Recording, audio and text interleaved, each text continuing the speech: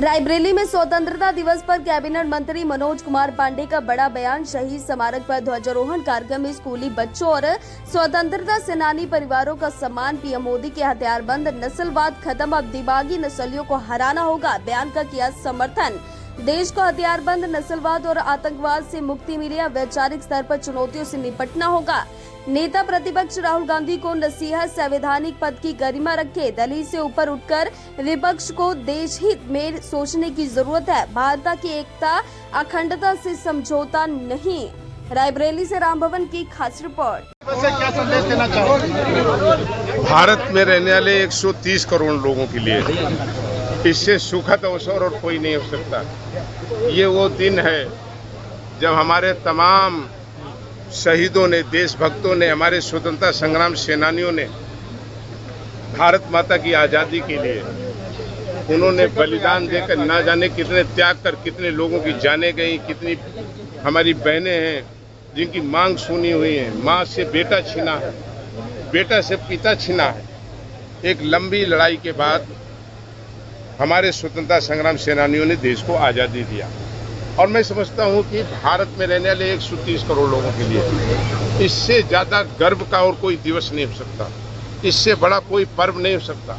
और हम धन्यवाद देंगे भारत के आदरणीय प्रधानमंत्री जी को, कि आदरणीय प्रधानमंत्री जी की सोच और नेतृत्व में, उनके दिशा निर्देशन में आज पूरे देश में पिछली 9 तारीख से लेकर आज तक जिस तरीके स्वतंत्रता के इस पर्व को न केवल आज सरकारी रूप में बल्कि गांव-गांव, मजरे-मजरे, खेत तक, मेड़ तक आज पूरा 130 करोड़ भारतवासी स्वतंत्रता के इस पर्व पर अपने इस तिरंगे के, महान तिरंगा पर आज गर्व कर रहा और कार्यक्रमों के माध्यम से आज उन्हें याद भी कर रहा है।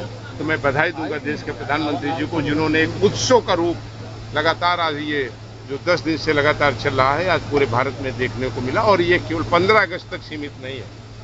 हमने कहा कि तिरंगा हमारी प्रातः है, हमारी दोपहर है, हमारी रात्रि है, हमारा जन्म है, हमारा मोक्ष है, हमारी सोच है और हमें आगे बढ़ने के रास्ते भी हमारे यही दिखाते हैं।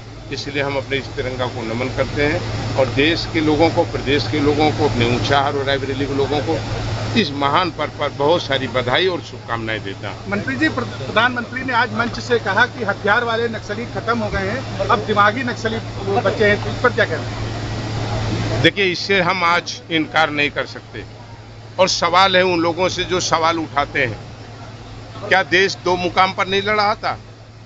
एक तरफ हमारी सेना जो बॉर्डर पर खड़ी रह करके टकटकी लगा करके दुश्मन देशों की सेनाओं का मुकाबला करती थी, एक तरफ देश आंतरिक युद्ध की ओर जा रहा था।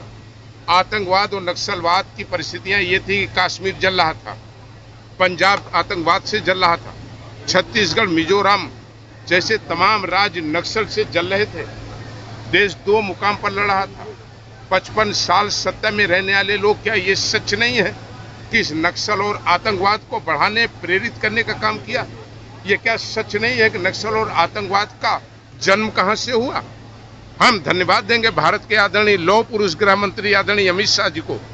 न केवल उन्होंने नक्सल और आतंकवाद के खिलाफ भारत के प्रधानमंत्री जी की अगुवाई में संकल्प लिया, आज हम सीना ठोक करके हम भारत के लोग कहते हैं कि आदरणीय गृह मंत्री जी ने और भारत के प्रधानमंत्री जी के प्रेरणा से आज देश को नक्सल से लगभग मुक्त करने का काम किया है।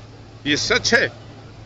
तो कुछ हथियार वाले नक्सली जो लोगों को निर्दोष लोगों की हत्या करते थे, उनसे तो आदरणीय गृह मंत्री जी ने छुटकारा दिलाया है।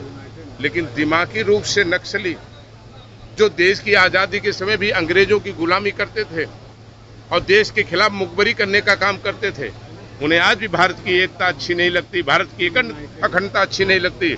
और भारत का 130 करोड़ भारत का हिंदुस्तानी एक साथ न रहे, वो उन्हें आज भी नहीं लगता।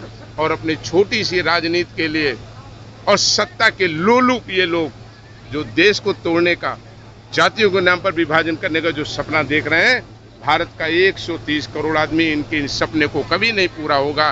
भारत अखंड था, अखंड रहेगा। मैं देश के नेता विरोधी दल से निवेदन करूंगा, विनती करूंगा, देश रहेगा तो नेता विरोधी दल भी रहेंगे, नेता सदन भी रहेंगे। कम से कम वो कुछ बोलने और करने से पहले इस चीज का जरूर ध्यान रखें कि भारत को दुनिया में न कमजोर दिखाने का प्रयास करें।